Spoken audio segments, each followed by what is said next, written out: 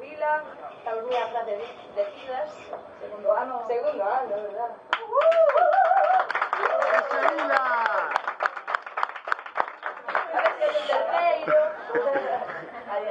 Pero bueno, estamos aquí máis para celebrar a anti-Ribada que a propia Ribada, ¿no? Porque chamainos así quisquillosas, pero eso de masacrar pueblos indígenas a diestro siniestro como que non nos va, ¿no?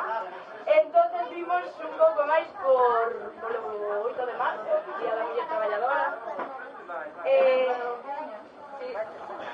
E na que, bueno, debían ser todos os días, nos intentamos con as cancións que sexa todos os días de loita, porque, bueno, o sistema intenta afogarnos e calarnos, pero canto máis queran eso, máis lle decimos que se vaya a tomar por culo.